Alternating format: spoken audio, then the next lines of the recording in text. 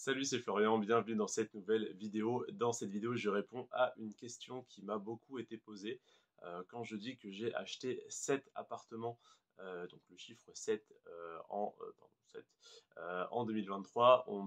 Certains ne me croient pas, certains me demandent comment j'ai fait, comment les banques ont pu me financer autant d'appartements alors que je n'avais qu'un petit contrat en restauration en Suisse, donc je n'étais même pas à temps plein, j'étais à seulement 20 francs de l'heure 20,30 francs de l'heure, ce qui n'est pas énorme pour la Suisse.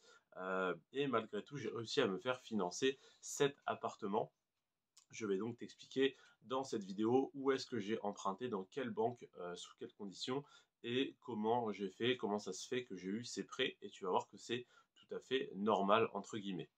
Donc, il faut savoir que j'ai commencé mon contrat en Suisse en janvier, mi-janvier 2023, et j'ai réalisé mon premier achat immobilier en juin. Donc il faut savoir qu'il y a besoin d'avoir 3 mois de CDI, 3 fiches de paye. La fiche de paye de janvier, elle était un peu légère parce que j'ai commencé à travailler seulement le 15 janvier, donc février, mars, avril. Et donc en mai, j'ai obtenu le financement et j'ai signé le 1er juin chez le notaire pour l'achat de mes 2 premiers appartements. Donc j'ai commencé par un lot de 2 appartements. Donc en juin, excuse-moi si je regarde un petit peu mon écran, mais c'est parce que j'ai toutes mes notes dessus et que je ne veux pas te dire de bêtises sur les chiffres. Donc en juin, quand j'ai emprunté pour mon premier achat, j'avais un salaire moyen de 3 596 euros par mois. Donc c'est la moyenne que j'ai fait depuis le mois de janvier. Mais en réalité, en janvier, j'ai touché que 1959 euros, même si c'est déjà énorme pour 2 semaines de travail. Mais sur février, mars, avril, mai et juin, j'ai eu des plus gros salaires. Donc j'avais voilà, comment dire, une moyenne un petit peu plus haute que ça. J'avais donc un salaire moyen, comme je te le disais, de 3 596 euros depuis le début de la période travaillée. Je pouvais donc emprunter théoriquement 35% de ce montant, soit 1258 euros de mensualité sur 20 ans. J'ai donc sollicité le crédit mutuel pour l'achat de 2 appartements pour un montant total de 61 000 euros, ce qui représente 343 euros de mensualité de crédit. C'était donc très facile à faire financer. J'avais droit à 1258 euros de mensualité et je leur ai demandé pour 343 euros pour 2 petits appartements. Donc ça a été très facile à financer. Et donc ça, c'était au mois de juin 2023 qu'ils m'ont financé. Et je les ai à nouveau sollicités en juillet, enfin même fin juin. Et en juillet, donc, donc j'ai sollicité le crédit mutuel pour acheter un troisième appartement à 45 000 euros. Et ils ont refusé parce qu'ils voulaient attendre un petit peu de voir comment se déroulait le premier investissement, si les locataires en place payaient leur loyer, etc. Et donc, ils ont refusé et j'ai donc fait le tour des banques et j'ai sollicité le Crédit Agricole qui ont accepté de me financer donc pour ce troisième appartement, ce deuxième achat immobilier. Donc, à ce moment-là, j'avais un revenu moyen de 3 453 euros plus les 950 euros de loyer que je touchais grâce à mon premier investissement. Donc, j'avais 4 403 euros de revenus moyen, moins les 343 euros de crédit, ce qui fait un revenu moyen de 4 060 euros. Et donc c'est toujours la même règle qui s'applique. J'ai droit d'emprunter 35% de cette somme, donc 35% de 4060 euros, ça fait 1421 euros de mensualité sur 20 ans.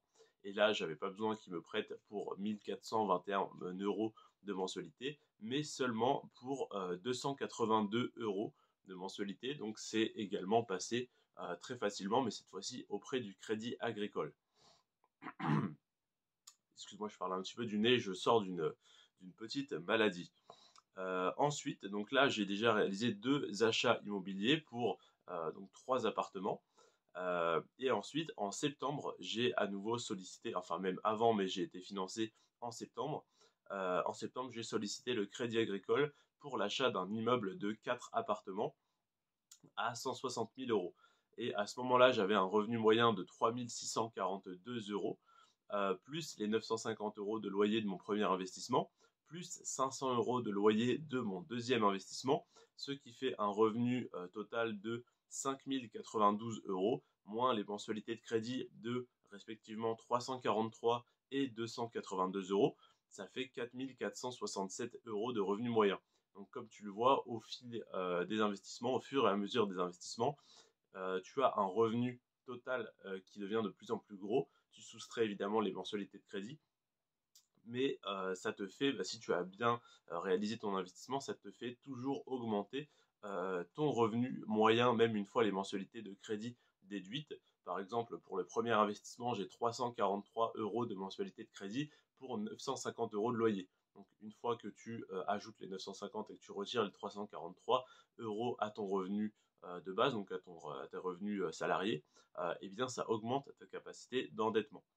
Donc, je me retrouve avec 4 467 euros de revenus nets et je pouvais donc emprunter toujours 35% de ce montant, soit 1563 euros et la mensualité, et pardon, la mensualité dont j'avais besoin pour l'immeuble était de 952 euros.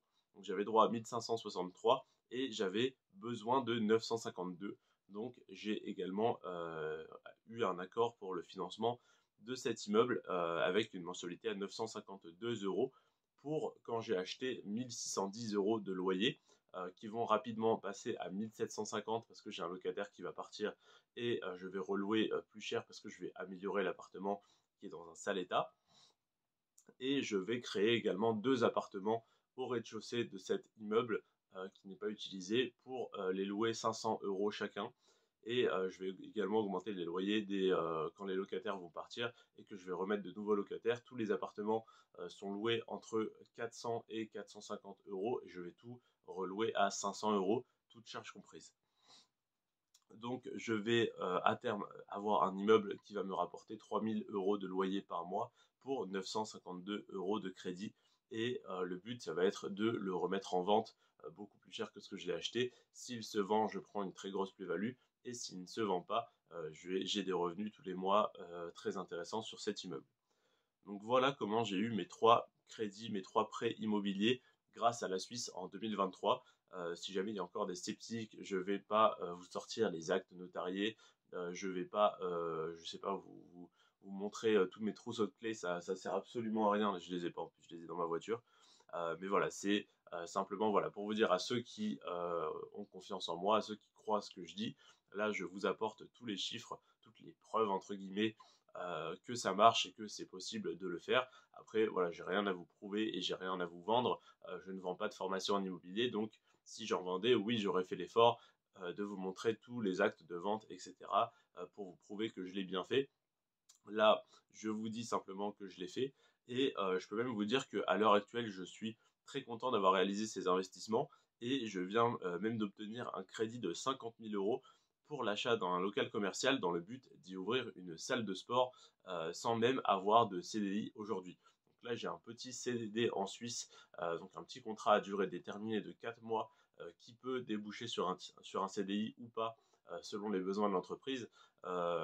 Et c'est vraiment un petit contrat que les banques ne prennent pas en compte parce que je travaille 1 à 2 jours par semaine pour un magasin de chaussures. Donc c'est vraiment des petits revenus qui ne sont pas pris en compte.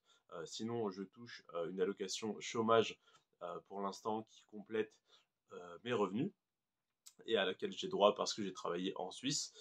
Et donc voilà, j'ai vraiment pas une situation classique, on va dire. Et étant donné que j'ai ces investissements immobiliers et ces revenus locatifs qui tombent, les banques, en tout cas le CIC, là pour le coup, c'est le CIC qui va me financer.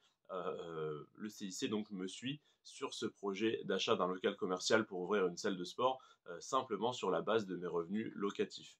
Donc c'est pour vous dire la force de l'investissement, c'est que une fois que vous avez commencé, si vous avez réalisé de bons investissements, eh bien, les banques vont beaucoup plus facilement vous suivre parce qu'elles ont une garantie qui est les biens immobiliers que vous avez achetés. Et donc, elles savent que vous avez fait une bonne affaire si c'est le cas, et donc que vous pouvez revendre votre bien immobilier pour rembourser le crédit, rembourser vos dettes si jamais il y en a et que votre activité ne marche pas. Donc, c'est très intéressant de savoir ça parce que quand tu travailles en Suisse, l'intérêt pour moi, c'est vraiment d'utiliser la Suisse comme un tremplin, donc que ça soit pour épargner, investir ton épargne en bourse, en crypto-monnaie, dans ce que tu veux, dans ton auto-entreprise, dans ce que tu veux. et d'utiliser le fait que tu as des grosses fiches de paye, que tu as des gros salaires qui tombent en CDI, si tu as la chance d'avoir un CDI, et d'utiliser donc cette capacité d'emprunt auprès de la banque pour acheter un maximum d'immobilier. C'est ma vision des choses, donc d'investir dans l'immobilier à crédit et d'investir cash en bourse et dans ton entreprise, dans ton business. Après, évidemment, chacun fait ce qu'il veut. Certains vont simplement lancer des business en ligne avec très peu de moyens, financiers en tout cas. Certains vont simplement acheter de l'immobilier, certains vont juste investir ce qu'ils gagnent en bourse, certains vont faire all-in en crypto. Vraiment, c'est selon tes compétences, selon ton attrait, ton appétence pour l'immobilier, pour la bourse, pour tous les autres types d'investissements. Donc moi, je trouve que c'est la solution la plus safe de se diversifier en achetant de l'immobilier à crédit, en mettant un petit peu d'argent de côté, un petit peu d'argent en bourse, un tout petit peu pardon, en crypto-monnaie, et à côté de lancer des petits business comme cette chaîne YouTube par exemple, et comme la salle de sport que je vais ouvrir, j'espère, avant septembre. Donc je vous tiendrai au courant de l'avancée de l'ouverture de la salle de sport. N'hésitez pas à me dire si ça vous intéresse, des petites vidéos, que ce soit des shorts YouTube ou des vidéos complètes de vlog entre guillemets, où je vous fais suivre l'avancement des travaux, de l'aménagement de la salle de sport, ou si vous voulez vraiment du contenu axé sur la Suisse, comment trouver du travail en Suisse, etc. etc. Et si jamais, je mettrai peut-être plutôt les vidéos où je parlerai de l'avancement de la salle de sport sur mon autre chaîne YouTube, parce que oui, j'ai une autre chaîne YouTube qui s'appelle Florian Rentier à 25 ans. Je l'avais initialement intitulé Florian Rentier à 30 ans, et en fait l'objectif c'est 25 ans, donc j'ai renommé la chaîne Florian Rentier à 25 ans. Donc n'hésitez pas à aller voir et à aller vous abonner à cette chaîne. J'y suis beaucoup moins actif, mais du coup si je fais des vlogs, si je fais des avancées du projet de la salle de sport, ça sera probablement sur l'autre chaîne YouTube. Je te remercie en tout cas d'être resté jusqu'à la fin de cette vidéo. C'était Florian. Sur ce, prends soin de toi et de tes finances. Si tu me crois pour ces investissements, tant mieux, et n'hésite pas à faire de même. Si tu me crois toujours pas, je ne peux plus rien faire pour toi. N'hésitez pas à rager en commentaire, ça me fait un meilleur référencement. Et n'hésitez pas à liker la vidéo, à commenter des choses positives si c'est le cas, et à la partager à vos amis qui n'ont peut-être pas conscience de cette opportunité qui est à la fois l'investissement en immobilier et l'investissement immobilier quand tu travailles en Suisse et que tu peux emprunter des montants assez conséquents. Je te remercie, comme je te le disais, d'être resté jusqu'à la fin de cette vidéo. C'était Florian. Prends soin de toi et de tes finances, et à bientôt de l'autre côté de la frontière. Ciao.